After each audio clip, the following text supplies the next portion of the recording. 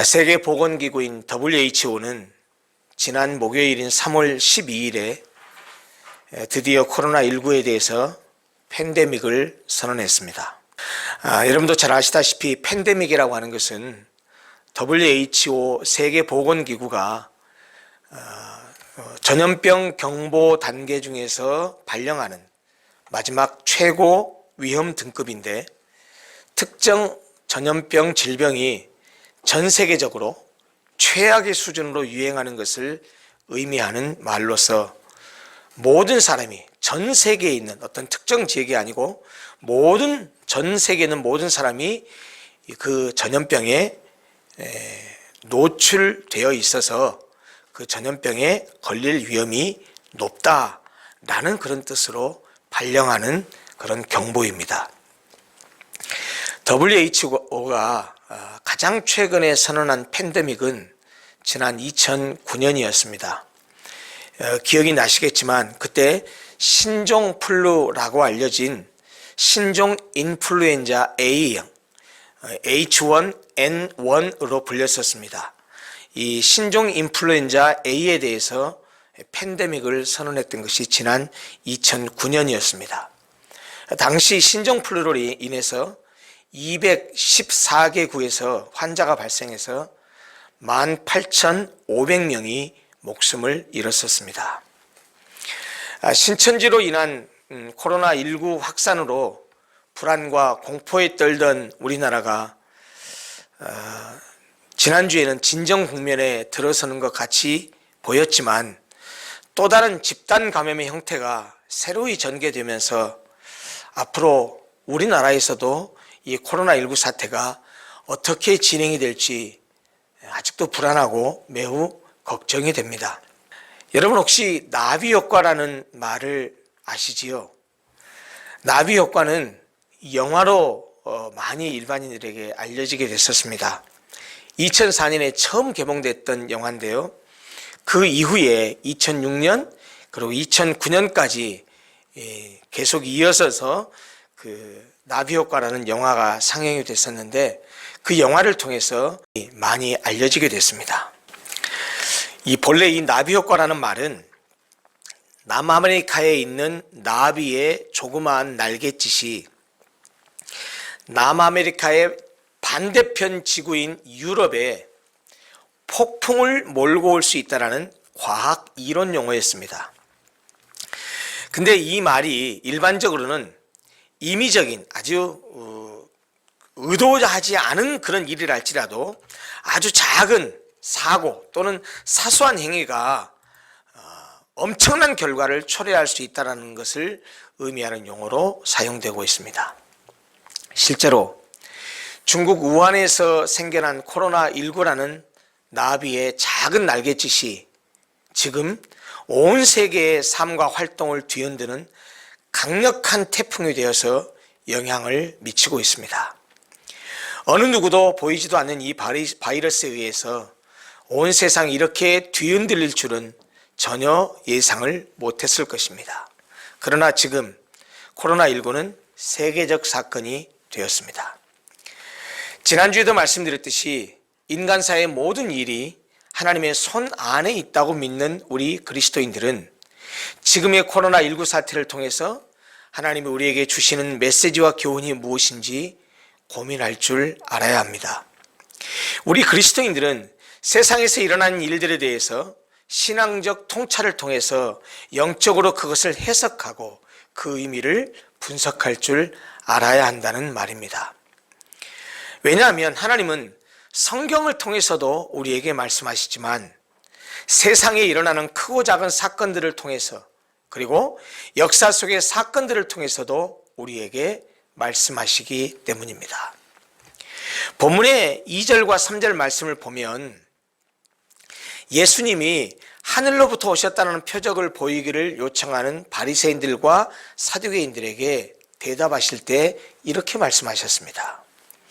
너희가 저녁에 하늘이 붉으면 날이 좋겠다 하고 아침에 하늘이 붉고 흐리면 오늘은 날이 굳겠다 하나니 너희가 날씨는 분별할 줄 알면서 시대의 표적은 분별할 수 없느냐?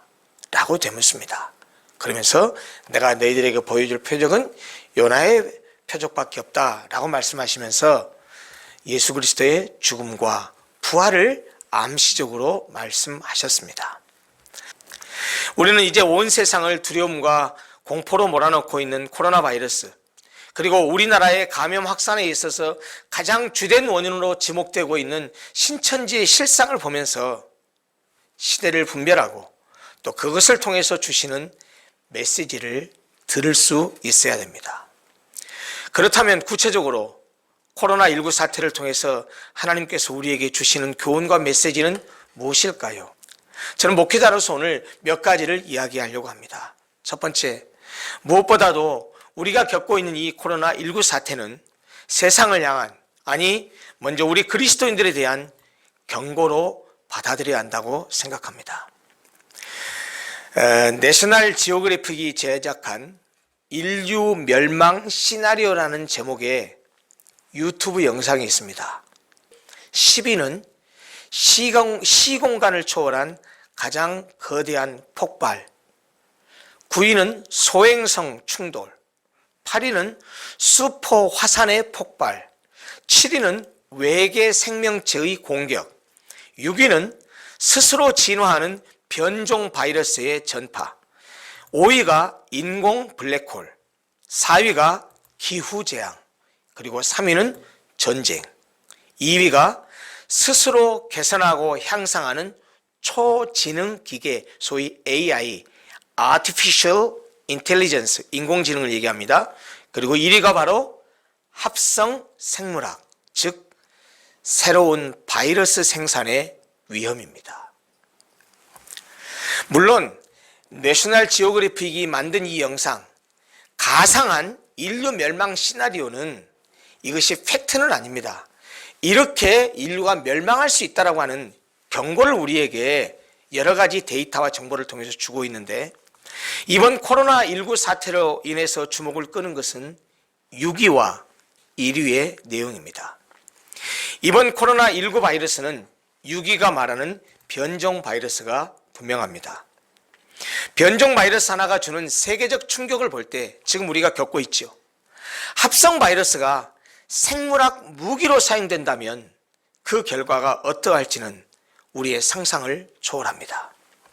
여러분 혹시 아시는지 모르지만 실제로 1979년 3월 당시의 소련의 생화학 무기 공장에서 합성 바이러스인 탄저균이 새어나가는 사고가 생겼습니다.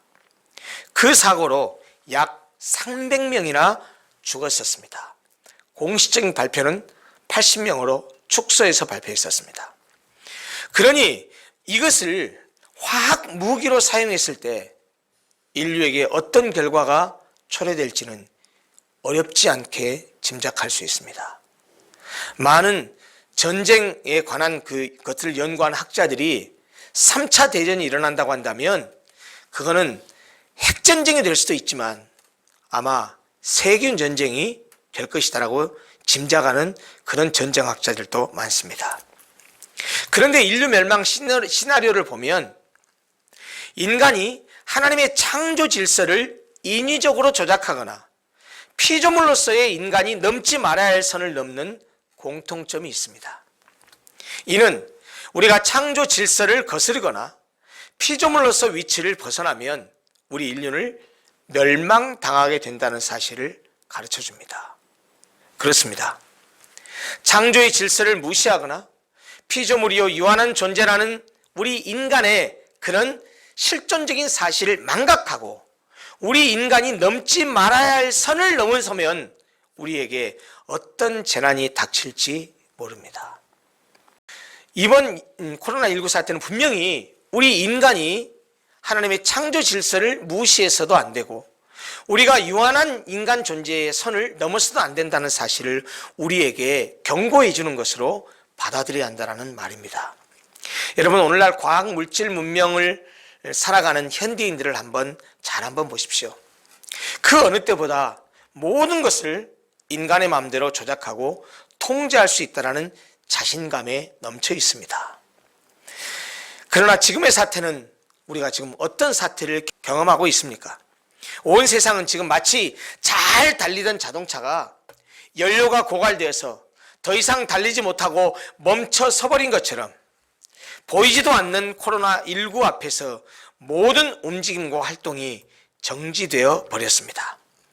사람들의 왕래가 끊어지고 모임이 취소되고 공장이 중단되고 프로 스포츠도 중단되고 계약도 늦어지고 있고 경제활동도 거의 정지되어 버렸습니다.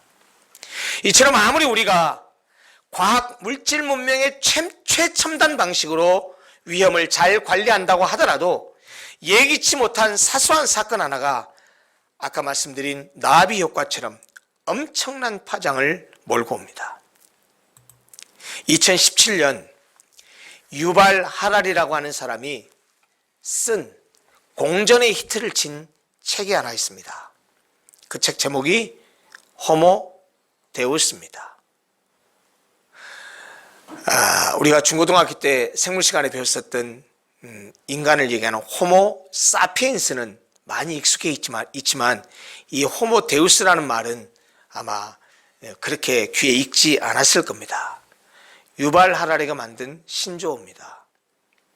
호모, 인간을 말하죠. 데우스, 하나님입니다. 현대는 인간이 하나님의 자리에, 신의 자리에 등극했습니다. 그런데 그런 인간이 눈에 보이지도 않는 바이러스 하나에 이렇게 불안과 공포에 떨면서 전 세계가 요동치고 있습니다.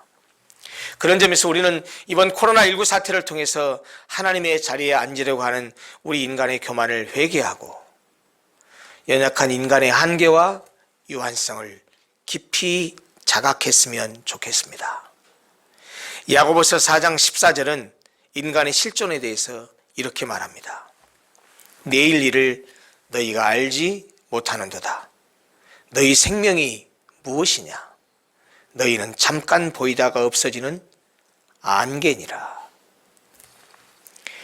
우리는 이번 코로나19 사태를 우리에게 주시는 하나님의 경고로 받아들이고 다시 하나님 앞에서 겸손함을 회복했으면 좋겠습니다. 하나님은 교만한 자는 물리치시지만 겸손한 자에게는 은혜를 베푸시기 때문입니다. 이번 코로나19 사태를 경험하면서 우리는 말로만 듣던 신천지가 어떤 집단인지를 정확하게 구체적으로 더 알게 됐습니다.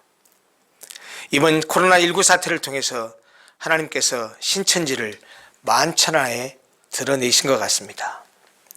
교주 이만희의 정체, 그들의 비성경적인 교리, 그들의 어마어마한 교세와 재산, 그리고 그들의 거짓과 은밀한 방식의 포교 활동, 그들의 교회 침투 방법과 기존 교인들을 소위 자기 신천지 교인들로 만드는 추수라고 말하죠.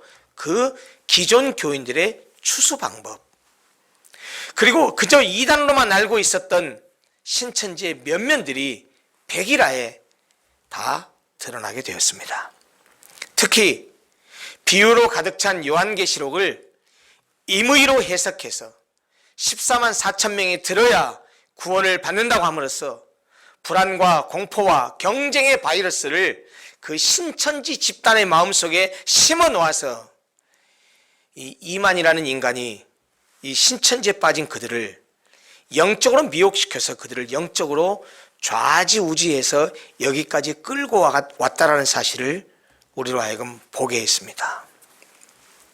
이런 사이비요 이단인 신천지가 폭로되었기 때문에 이번 기회에 그들 집단이 흔적조차 없이 사라졌으면 좋겠습니다 라는 생각을 모두가 다 가지고 있지만 오히려 그들은 내부 결속력을 더 공고히 하고 있는 것으로 보입니다. 며칠 전에도 이만희가 신천지 교인들에게 지금 환난의 때를 당하고 있으니 잘 견뎌라 라고 하는 그런 특별 편지를 보냈다라는 그런 기사를 보았습니다. 가장 안타깝고도 아쉬운 것 중에 하나는 또 더 나아가서 속상하기까지 한 것은 뭐냐면 이 신천지라고 하는 이 집단이 교회라는 명칭을 붙여서 사용합니다. 신천지 교회, 신천지 교인 이렇게 말합니다. 그러다 보니까 기독교를 모르는 일반 우리 국민들은 한국 교회를 신천지 집단과 동일한 부류로 생각하고 동일하게 대한다라는 점입니다. 신천지에 대한 우리나라 국민들의 비난, 공격, 혐오가 극에 달해 있는데 그 신천지에 대한 비난과 공격과 혐오가 자연스럽게 지금 기성교회와 연결되어서 이어지고 있다는데 저는 심각한 우려를 하고 있습니다. 교회가 신앙 신반을 내세운 비합리적이고 자기중심적인 사고와 행동을 보면서 일반인들은, 기독교를 모르는 사람들은 신천지를 막 비난했던 똑같은 그런 패턴과 방식으로 교회와 교인들을 싸잡아서 신천지와 싸잡아서 함께 비난하는 것을 보게 됩니다. 우리 교회는 지금 온라인 예배를 드리고 있는데 오프라인 예배를 드리고 있는 교회들도 있습니다. 저는 그런 교회들에 대해서 정죄하고 싶은 생각은 없습니다. 그 교회의 상황이 있고 그 목회자의 철학이 있기 때문에 그 교회들을 우리가 온라인 예배를 드린다고 해서 오프라인 예배를 드리는 교회에 대해서 정죄하고 비난하고 싶은 생각은 없습니다. 그런데 불행스럽게 오프라인 예배를 드리던 그 교회에서 확진자가 생겨나고 그 교회를 통해서 이 바이러스가 감염이 확산되는 걸 보게 되면 세상 사람들은 그 교회를 비난할 때 똑같이 이렇게 말합니다. 여러분 인터넷 들어가서 댓글을 한번 보십시오. 신천지나 개독이나 종이 한 장 차이고도 안 되는 집단들이다 라고 그렇게 교회를 싸잡아 매도합니다. 그런 글을 보면 정말 가슴이 미어집니다. 저는 이런 사태를 보면서 한국교회가 지금 큰 위기에 봉착하게 되었다는 사실을 우리에게 하나님께서 가르쳐 주는 것으로 받아들입니다. 이것을 통해서 하나님께서 우리 한국교회에게 분명히 신천지를 통해서 우리에게 주는 교훈과 메시지가 있다고 생각합니다. 이번 코로나19 사태를 계기로 신천지를 이단이라고도 하고 사입이라고도 하는데 우리 성도들이 이단과 사입의 의미를 좀 분명히 알았으면 좋겠고 한 걸음 더 나아가서 기존 교인들도 얼마든지 신천지 또는 다른 이단과 사입에 빠질 수도 있다라는 경각심을 갖고 그렇지 않으려면 어떻게 해야 되는지 한번 고민해 봤으면 좋겠습니다. 기독교가 말하는 또 기독교 이단이라고 말했을 때 이단이라는 말은요 한자 말입니다. 달을 이자에 끝 단자입니다. 그러니까 이단이라는 말은 문자적으로 말하면 끝이 다르다라는 의미입니다. 이것은 정통 교리를 잘못된 방향으로 해석해서 잘못 가르치는 집단, 잘못 가르치는 것, 그런 사람들을 가리킬 때 이단이라고 말합니다.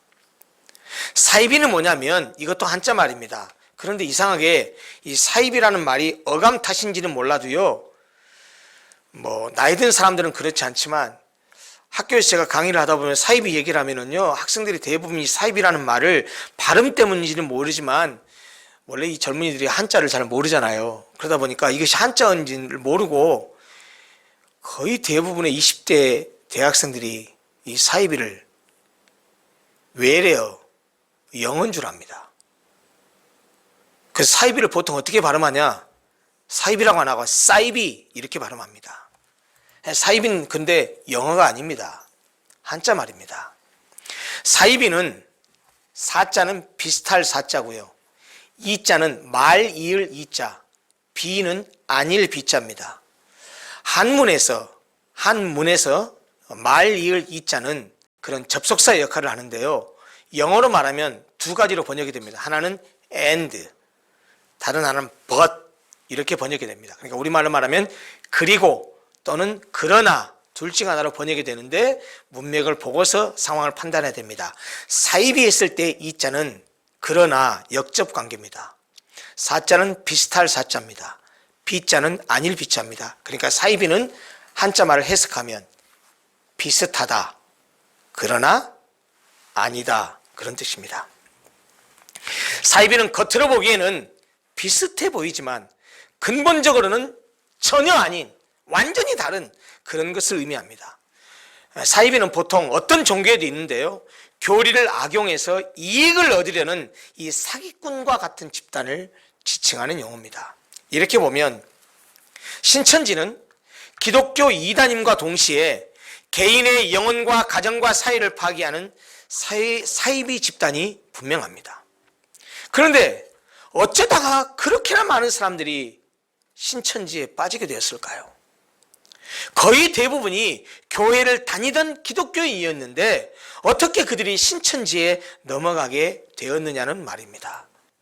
그것도 한국교회 안에는 청년들과 청소년들과 젊은이들을 점점 찾아보기 어렵게 되어가고 있는데 왜 신천지에는 그토록 많은 청년 대학생들이 존재하고 있을까요?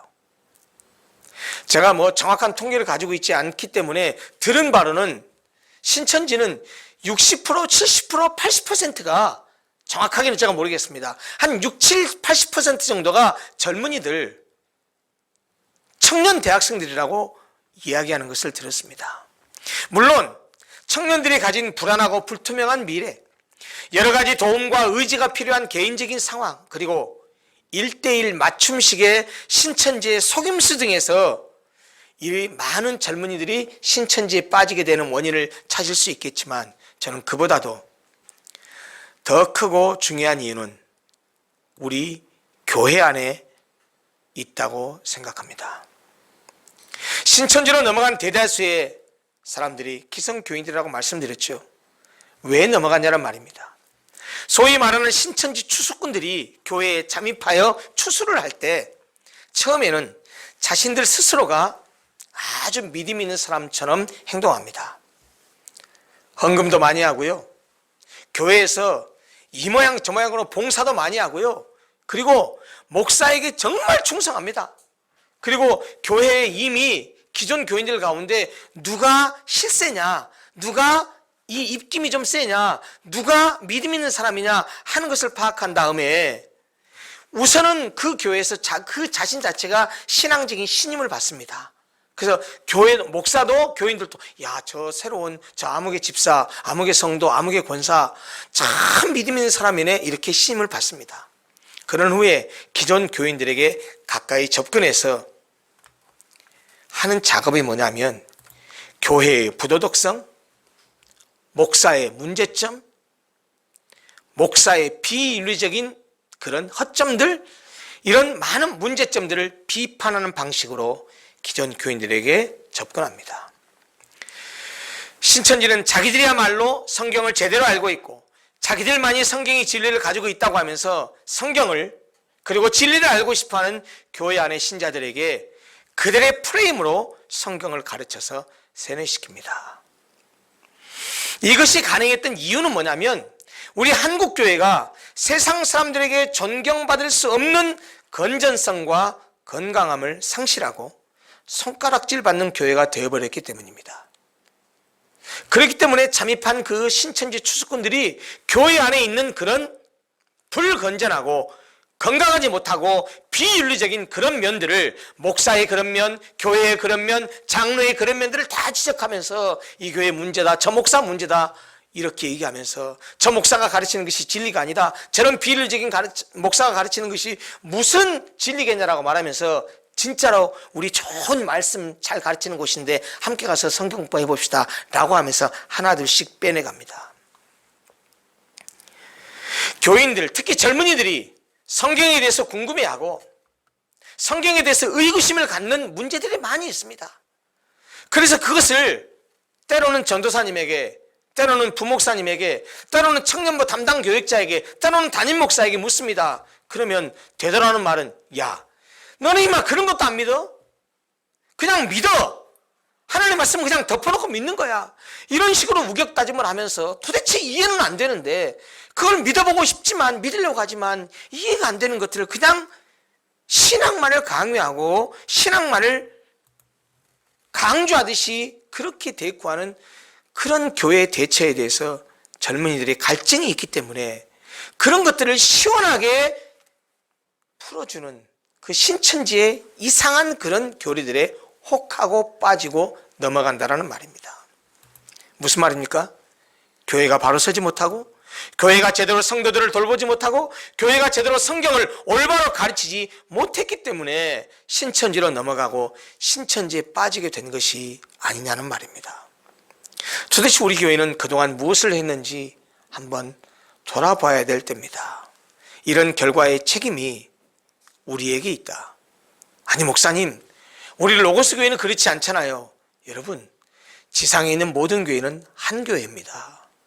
아무리 우리 교회가 건강하고 아무리 우리 교회가 그렇게 바람직하게 건전한 교회를 성장한다 할지라도 옆에 있는 교회가 다른 지역에 있는 교회가 그러지 못한다고 한다면 세상 사람들의 눈에는 똑같은 교회로 봅니다.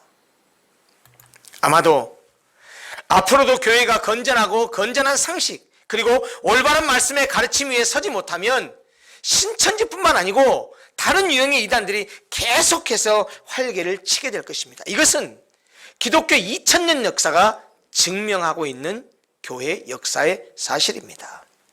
교회가 교회답지 못했을 때 항상 이단들이 득세했고 교회가 교회답지 못했을 때 교회가 거룩하지 못했을 때 교회가 건강하지 못했을 때 이단들이 교회를 어지럽게 했습니다. 반대로 교회가 거룩해지고 교회가 하나님의 말씀에 의해서 지배당할 때는 그 교회만 거룩해지는 것이 아니고 그 교회가 있는 지역사회가 건강해지고 그 교회가 있는 지역사회가 새롭게 탈바꿈되는 것들을 우리는 기독교 2000년 역사의 부흥의 역사를 통해서 많이 확인할 수 있습니다. 그런 점에서 코로나19 확산에 신천지가 깊이 연관되어 큰 원인을 제공한 것은 사실이지만 그것을 이유로 신천지를 정죄하는 것으로만 그칠 것이 아니고 이번 코로나19 사태로 드러난 신천지를 보면서 하나님께서 이것을 통해서 우리 한국교회 아니 직접적으로 우리 교회에 무엇을 말씀하시는지를 들을 수 있기를 바랍니다. 지금 제가 아픈 마음으로 지금 하려고 하는 이 말씀을 여러분도 아픈 마음으로 좀 들었으면 좋겠습니다. 일주일 동안 살면서 주일 예배 한 번 예배당에 나와서 예배 드리는 것으로 내가 하나님을 믿고 있다고 착각하고 사시는 성도님들이 있다고 한다면 바로 그분이 신천지로 빠질 수 있는 가장 유력한 후보자입니다. 왜요? 말씀을 모르고 진리를 모르면 누구나 그렇게 될 수 있습니다. 여러분, 신천지에 빠진 사람들이 평신도만 있는 게 아닙니다. 목사도 빠졌고요. 장로도, 전도사도, 권사도, 교회를 10년, 20년, 30년 다녔던 사람들도 부지기수로 무수히 신천지에 빠졌습니다. 그런 일이 왜 생겼을까요? 예수를 믿는 것은 종교 생활하는 것이 아닙니다. 성경의 진리가 성경이 말하고 있는 것이 진리이기 때문에 그 진리를 따라 사는 것이 예수를 믿는 것입니다. 여러분, 진리를 따라 살려면 진리가 무엇인지 알아야 할 것 아닙니까? 기독교가 무엇을 진리라고 말하는지를 알아야 할 것이 아닙니까? 진리는 한 가지밖에 없습니다. 성경이 진리입니다. 하나님의 말씀인 성경이 진리인데 교인들이, 성도들이 성경을 안 읽고 모르니까 목사가 위에서 무슨 얘기를 하더라도 목사님 말씀하신 건 다 하나님 말씀이겠지. 아니요, 아니오시다. 그런 의미에서 제발 우리 로고스 교회 성도들은 형편에 따라서 할 수만 있으면 주일 예배뿐만 아니고 수요일도 금요일도 새벽 기도에도 나와서 구역 모임도 하고 할 수만 있으면 모이기에 힘쓰고 말씀과 기도와 예배드리는 일에 집중했으면 좋겠는데 그럴 수 없다고 한다면, 직장을 가야 되고 사업을 해야 되고 장사를 해야 되고 그런 형편 때문에 그런 모임에 자주 나올 수 없다고 한다면, 그렇더라도 아침 저녁으로 제발 말씀을 읽고 하나님께 기도하고 경건 생활을 자기의 삶 가운데서 이어가기를 간절히 바랍니다. 저는 이번 코로나19 사태로 인해서 온라인 예배로 드리는 이것이 어쩌면 우리 교회 성도들이 스스로 자기의 신앙을 점검하고 증명하고 확인할 수 있는 좋은 기회라고 생각합니다. 마지막으로 우리는 지금 불안과 공포심을 느끼면서 코로나19 바이러스를 두려워하고 있는데, 우리가 진정으로 두려워해야 할 것이 무엇인지를 돌아보는 계기로 삼았으면 좋겠습니다. 코로나19 바이러스와 같이 감염되고 확산되는 것을 두려워해야 될 또 다른 바이러스가 있습니다. 혐오, 배제, 미움, 이기심, 이런 바이러스들도 매우 빠르게 확산되고 있는 것 같습니다. 우리나라에서 있었던 사태 초기에 한국 사람들은 중국인에 대한 혐오를 표현했습니다. 현재 유럽에서 일어나고 있는 동양인들에 대한 혐오를 알고 계시지요? 재난에 빠진 국민들의 정서를 이용해서 자신의 정치적인 목적을 이루려는 정치인들의 한심한 작태들을 보게 됩니다. 그리고 마스크를 사재기에서 폭리를 취하려 하고, 내가 코로나 바이러스에 감염된 사람의 접촉한 그런 접촉자다라는 그런 행세를 하면서 유급 휴가를 받고 생활 지원비를 얻어내려는 이들이 있다라는 뉴스를 접하면서, 왜 인간들이 이럴까라는 생각을 하게 됩니다. 아무튼 우리 인간에 도사리고 있는 이 극악한 이기심과 죄의 바이러스가 다양한 형태로 확산되고 있는 것 같습니다. 이런 죄악이라고 하는 바이러스는 여러 형태의 변종을 생산하면서 계속해서 확산되고 있는 것 같습니다. 여러분 기억하십시오. 이런 바이러스는 궁극적인 출발점이 뭐냐면 하나님을 떠난 죄입니다. 그런데 바이러스를 퇴치하기 위해서는 백신이 필요하죠. 죄의 바이러스를 치료하는 백신은 예수 그리스도의 진리의 말씀밖에는 없습니다. 죄라고 하는 치명적인 바이러스를 치료할 수 있는 유일한 백신은 하나님의 말씀입니다. 우리는 그 백신으로 회복되어야 하고, 또 다른 사람들을 그 백신으로 회복시켜야 합니다. 이번 사태를 보면서 다른 사람들에게 손가락질하고 신천지를 비난하기 앞서서 먼저 우리 자신을 돌아봤으면 좋겠습니다. 예배를 소중히 여기고 모이기에 힘써서 말씀을 공부하고 기도하는 모임에 참여하는 것을 무엇보다 귀중하게 생각하는 계기가 됐으면 좋겠습니다.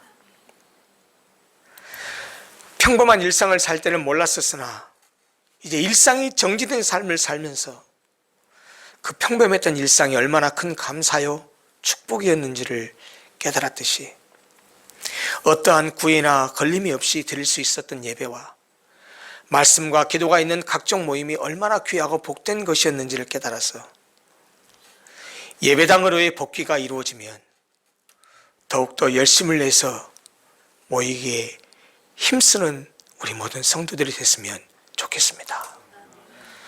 사랑하는 로고스교회 성도 여러분, 그리고 함께한 그리스도 안에 있는 많은 형제 자매 여러분, 코로나19 사태를 똑같이 겪고 똑같이 경험하면서 아무런 생각을 하지 않고 지나가 버리지 마시고, 이런 일을 통해서 우리에게 주시는 교훈과 메시지를 깊이 곱씹어 보았으면 좋겠습니다. 여러분들 각자에게 주시는 메시지도 있으리라고 생각합니다. 코로나19 감염이라는 불안과 공포, 그리고 감염 예방이라는 어려움 속에서도 여호와께서 우리를 지키시고 보호해 주실 것을 확신하고, 하나님은 우리의 우편의 그늘이 되시고 하나님이 우리가 피할 바이오 요새가 되신다는 사실을 확신하면서 이 코로나19 사태를 통해서 우리에게 주시는 하나님의 음성, 하나님의 교훈, 하나님의 메시지를 여러분 각자가 듣고 보고 느끼게 될 수 있기를 간절히 바랍니다. 사랑하는 성도 여러분, 다시 만날 때까지 예배당에서 함께 할 때까지 각자의 경건 생활에 충실하시면서